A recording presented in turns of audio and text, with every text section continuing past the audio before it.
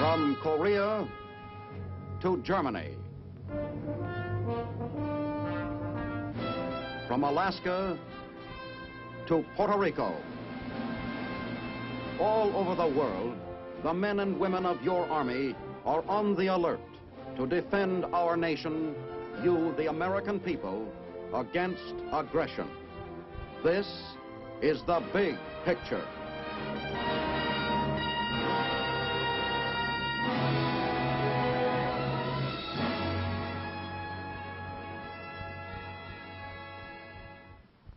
Welcome to the big picture. I'm Captain Carl Zimmerman, here to tell you about your United States Army. In past programs of the big picture, we told you the many different things that make your Army the strongest fighting machine in the world. Today, we'd like to show you what the Army Medical Corps does to protect and save the lives of our soldiers wherever they are. Later on in our program, we want you to meet Lieutenant Colonel S.J. Newsom of San Diego, California, who is a division surgeon with the Army's 7th Division in Korea. But first, we take you to Washington for a word of greeting by the Surgeon General of the Army, Major General George E. Armstrong. This program affords me a welcome opportunity to show you how the Army Medical Service does its job. Perhaps it will also give a basis for determining how well it does it. This is important because as we see our mission, we have an important responsibility not only to the men and women of the United States Army, but to you as well. Today, this mission is not easily accomplished. We are fighting a cruel enemy in a disease-ridden country. Our troops are also scattered in many other sections of the world where it is impossible to assure the same environmental conditions which may have prevailed at home. This much we can say, that your loved ones are safer today than under any comparable conditions in the past. That if wounded, they have twice the chance for survival as in World War II, and more than 3 times that of World War I. The story of how this was accomplished is both involved and exciting.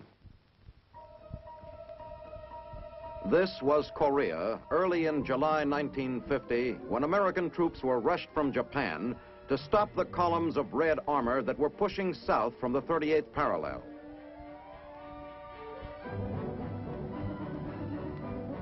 Among the first to arrive were the medics, field surgeons, aid men, litter bearers, ambulance drivers,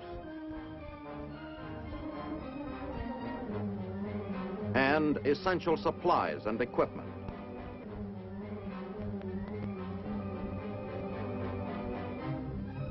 Nurses arrived in a mobile surgical hospital unit on the way to the front.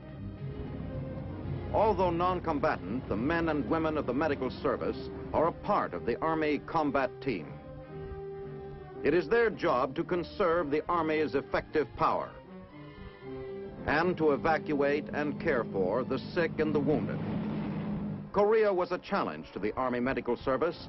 Battle lines were fluid. The enemy was threatening the main road to the north beyond Daegu. We arrived in a strange country, its people uprooted by war. A country where malaria and dysentery are common, where epidemics of cholera and plague are a constant threat. In the early days of the Korean campaign, the planes that brought badly needed supplies and equipment were used to evacuate many of the more seriously ill and wounded.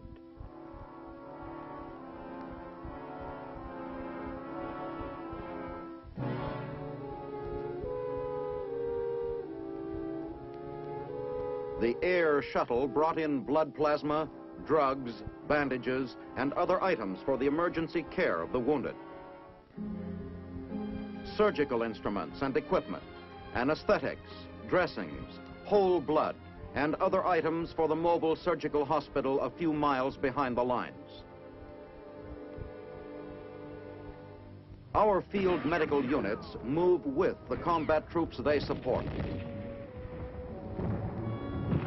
Men of the Army Medical Service have followed our troops through every phase of the Korean campaign.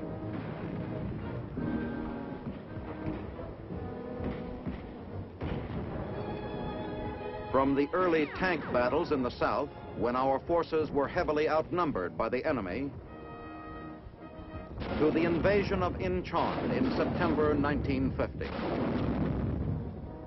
They were with the tank men of the 1st Cavalry Division, who chased the Korean Reds out of their capital at Pyongyang.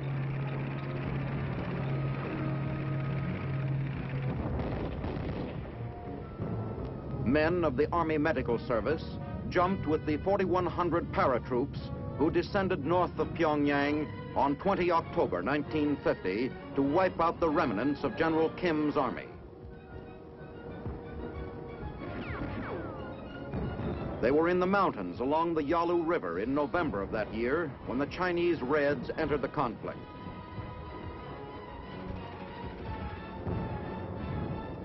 They were with the troops of the 10th Corps who made the long winter withdrawal to Hungnam.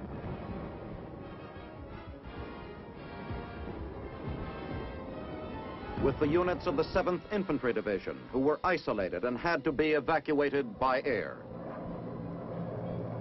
With the exhausted troops who were evacuated from Hungnam by sea.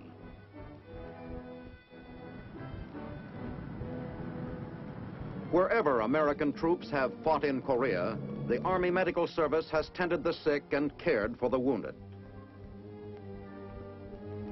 In every engagement along the present battlefront,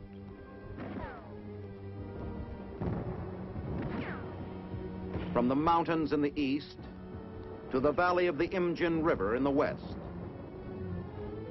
its aid men and surgeons support our troops in airborne operations, in armored sorties,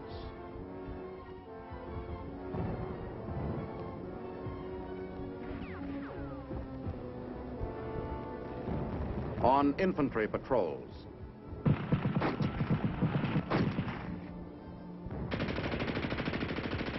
troops moving under fire are likely to suffer fairly heavy casualties. A trained medical aid man follows each infantry platoon into combat. The risks he takes to reach a wounded man while under fire often make the aid man himself a casualty. His main job is to keep the wounded man alive. Loss of blood is one of the main causes of death on the battlefield. Another is shock. The job of the litter bearers is equally hazardous and difficult. They are in a race against time. The first 24 hours after a soldier is hit may decide whether he is to live or die. Though exposed to enemy fire, they must be careful in removing the wounded man. They must get him to an aid station as quickly as they can. Approximately 98% of the men wounded in Korea have lived. One of the main reasons is speed in treatment. This is a battalion aid station, the beginning of a wounded man's swift journey through the echelons of medical aid. The man's first aid treatment is checked. Then he is rushed on for more definitive care. The average time spent here is only 72 minutes. Ambulatory cases walk the 300 to 800 yards back. Litter bearers are conserved for the more serious cases. The wounded man is tagged on the battlefield, and this record constantly receives additional information. Plasma is available here. The battalion aid station does what it can quickly, then hurries the man on. Many types of transportation are used in evacuation to the next echelon, the regimental collecting station. Wherever possible, ambulances are used.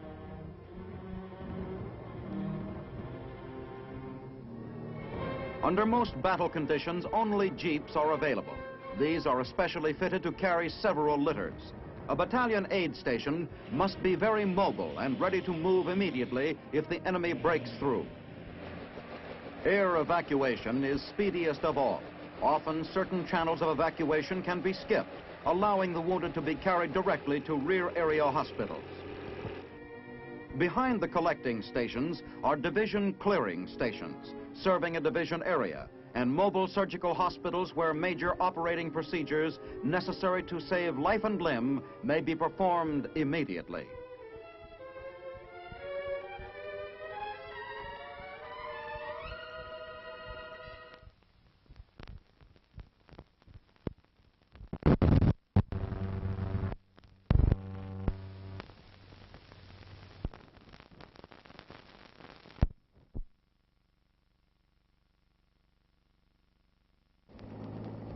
The results of speed have been shown by a hospital at Pusan.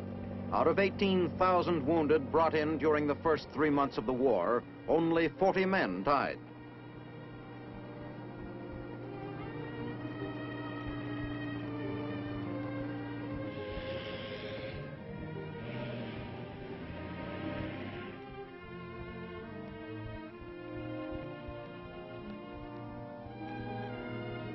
An important factor in saving the lives of the wounded has been the military doctor's switch to specialization and training in orthopedics and surgery.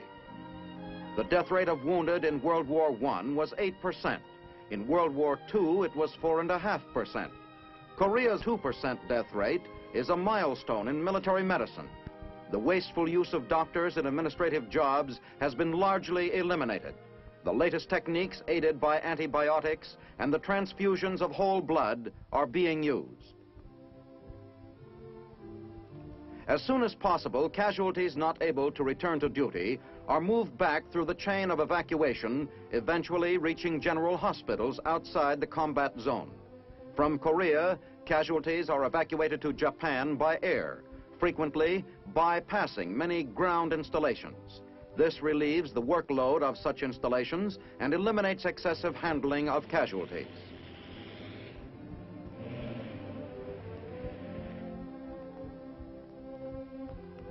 Combat cargo planes are used primarily for this air evacuation.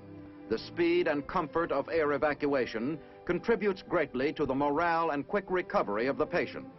Wounded men are often being treated in general hospitals in Japan in less time than it would normally take to evacuate them to the division clearing station.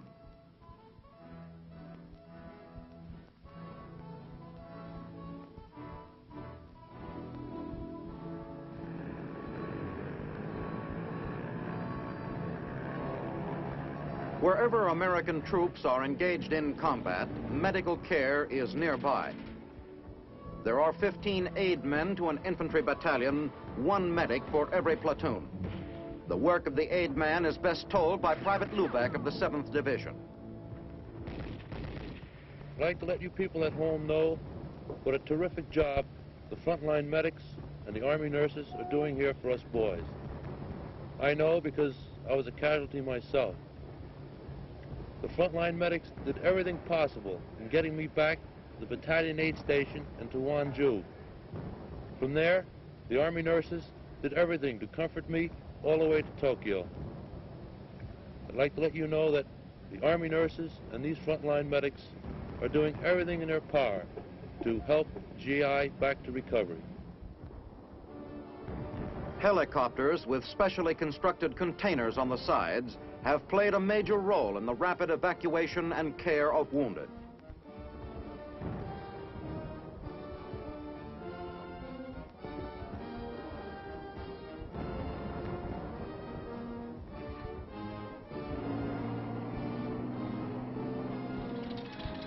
Liaison planes are also used near the front whenever possible. Many a wounded man who could not have survived a jeep or ambulance ride over the rough roads of Korea owes his life to these evacuation planes. Thousands of casualties, most of them litter cases, have been flown from Korea to permanent hospitals in Japan. The majority of these were flown in from the big supply centers of Pusan and Daegu. It takes only an hour and a half by plane, in contrast with 2 days' travel by ship. Here, Japanese civilians are utilized in handling the patients, although no Japanese doctors are used. More than half of all the wounded in Korea have been evacuated to Japan.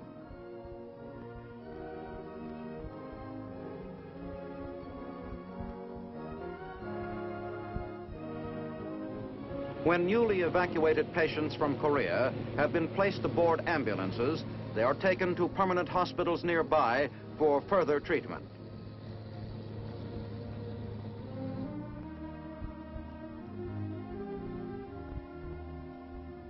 Here, casualties are checked to determine the type of treatment required. So far in the Korean War, combat wounds have been about 70% orthopedic, 16% surgical.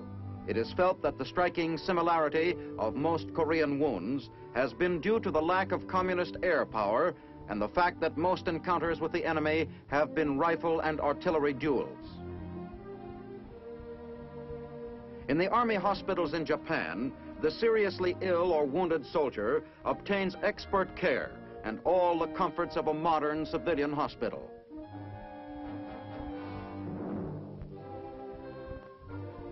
However, he is not allowed to remain here unless he is expected to return to duty in a few weeks. He is moved by ambulance to Haneda Air Force Base near Tokyo for the long airlift home. Haneda Air Force Base is the terminal in Japan of the Pacific Air Shuttle, operated by the Air Force's Military Air Transport Service. These big planes can carry as many as 80-liter patients at a time. The planes usually stop in Hawaii to break the strain of the journey for the wounded men. After an overnight rest and medical attention at Tripler Army Hospital, they are again on their way.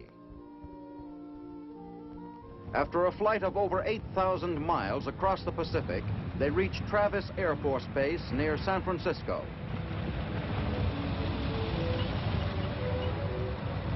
Here, they are moved temporarily to the Army Disembarkation Hospital for a rest and the necessary medical attention.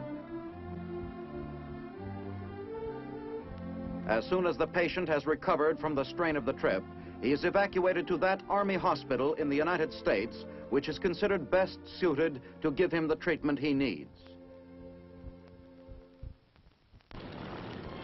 Within 2 weeks of the day he was hit on the battlefield, the wounded man may arrive at one of the general hospitals in the U.S., such as Walter Reed General Hospital, largest and most complex of the many hospitals maintained by the Army Medical Service. We've shown you how the Army medics take care of our wounded. And now we'd like you to meet an Army medical officer, Lieutenant Colonel S.J. Newsom of San Diego, California, who is a division surgeon with the 7th Division in Korea. Well, Colonel Newsom, just what is the most important thing in keeping this wounded man alive? I think that speed is the most important thing. Anything we can do that reduces the time between the time that the wounded man is cared for by the company aid man and the time that the surgeon takes care of him is important. The first few hours mean the difference between that man's recovery and his failure to recovery. Mm-hmm. The helicopter has been of immense value to us for the seriously wounded cases and their transportation. But perhaps most important is the fact that we brought the trained surgeon, his equipment, the blood, and the antibiotics up farther forward. Well, now, when an outfit goes into an attack, can the medics make any plans in advance as to treatment and evacuation of their wounded? We always make plans, and then we make alternate plans. But the most important thing there is that we leave our organization flexible so that we can fit it to meet the exact situation that develops. Well, now, a moment ago, you spoke about bringing the surgeons closer to the front line. Well, once we have them there, what sort of facilities do they have? They really lack nothing that is essential to the proper care of the patient. The man is the important thing. And if you have the man plus enough equipment to do the job, you can do as fine a job in a tent in Korea as you can in an approved hospital in the States. That's very good to know, Colonel. Well, looking back on your experiences in Korea, what were the major handicaps in caring for this man? Well, we had a lot of handicaps. First of all, we had mountains, high mountains, and miserable roads. And then we had hot, humid summers and miserable cold winters. We had mud in between. Occasionally, medics had to fight the enemy in their self-defense and in the defense of their patients. But from a medical standpoint, perhaps the most important thing was disease, because Korea is a disease ridden country. Well, what diseases were there, Colonel? Well, we just had everything. We had everything that's in the book. We had the same pneumonias that we have at home. We have smallpox as a much more virulent and deadly disease in the Orient. And lastly, we had a whole group of Oriental diseases that most of our people had never seen before. These were important because they affected not only the frontline man, but every soldier in Korea. And not only the soldiers, but the civilians. Well, what did you do about this disease? Well, in the first place, we had a very complete immunization system. And then we had a preventive medicine program that served to provide environmental control and so reduce the contacts. So that the net result of it was that we had much more of a potential situation than we had what would have been a medical disaster. We've been talking, Colonel, about taking care of the soldier in Korea. What about the soldier in other parts of the world? Well, wherever American soldiers are stationed, we carry the high quality American medical service with them. The basic things are always there, but the special equipment and special things are done by hand tailoring them to fit exactly the situation that we're up against, no matter what part of the world we're serving in. Well, thank you, Colonel Newsom. And that's what we'd like to show right now on The Big Picture, how the Army medics continually keep prepared to serve the soldier no matter where he is stationed. Wherever the American soldier serves today, wherever he may have to fight for our American way of life, now or in the uncertain future, under whatever conditions he may have to fight, the Army Medical Service is alert to his welfare. The American soldier may have to face the hazards of battle in an Arctic or subarctic climate, where speedy evacuation of the wounded is an absolute necessity, where loss of body heat can be as deadly as loss of blood. He may have to fight again in the prostrating heat of fever-ridden tropical jungles. He may have to serve in some of the Earth's great subtropical cities, where epidemics take a heavy toll of human lives year after year. The Army Medical Service is on guard against the threat of disease wherever it is found. It is the great scourge of armies and knows no national barriers.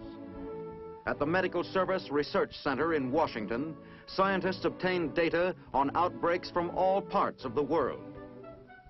They maintain a constant quest for effective countermeasures. Recently, they tested the effectiveness of chloromycetin, a new antibiotic. It was found to be a remedy not only for typhus, but also for typhoid fever, and is valuable in the treatment of virus pneumonia and Rocky Mountain fever. The new antibiotic now is saving lives in Korea. Our doctors in Korea and Japan encountered an epidemic type of sleeping sickness. Our research scientists isolated the virus, identified a mosquito as the carrier, and developed a vaccine that is proving effective. This type of research and development on cures and preventions against disease is carried on throughout the world.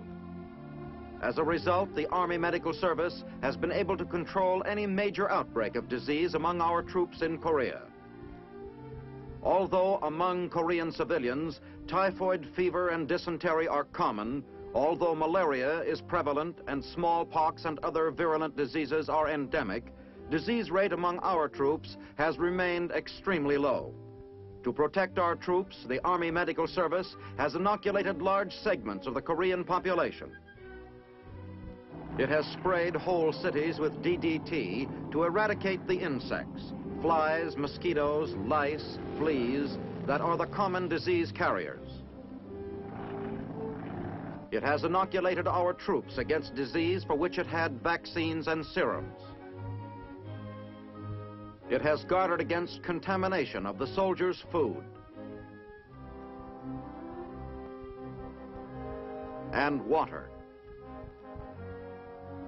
In Puerto Rico, scientists gathered data on tropical diseases.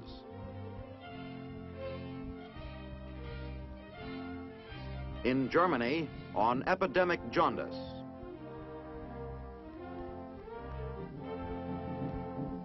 In remote Madagascar, our scientists are working with the French on bubonic plague. The Army's Medical Research Center in Washington directs this far-flung battle against disease.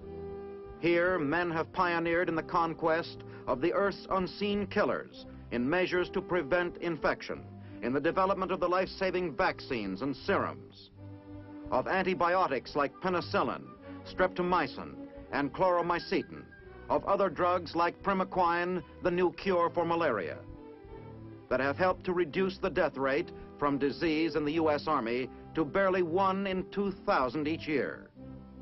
In other research projects, the Army Medical Service has developed new surgical techniques and devices. At Fort Knox, Kentucky, laboratory tests are being made in an effort to overcome the hazards of climate. Medical research workers are learning what a soldier's body needs to survive and function in extreme cold or in extreme heat. The Army Medical Service is at work on measures to protect the American soldier against the hazards of an atomic war. Since its beginning in 1775, the Army Medical Service has constantly raised standards of health and medical care among American troops. The Army Medical Service pioneered the development of the modern cubicle plan hospital. It brought fresh air into it. It devised ways to purify our drinking water, to guard against food contamination.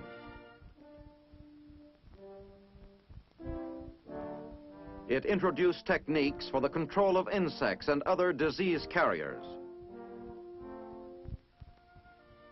It pioneered in the knowledge of countless contagious diseases.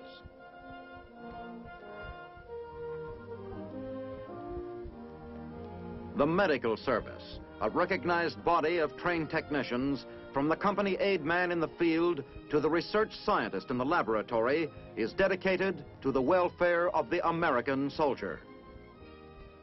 That's your Army Medical Corps, an indispensable part of our fighting team. Next week on The Big Picture, we'll show you how the Army is concerned with the soldier's spiritual welfare as well as his physical welfare. We'd like to tell you about our chaplains. This is Captain Carl Zimmerman, inviting you to be with us then.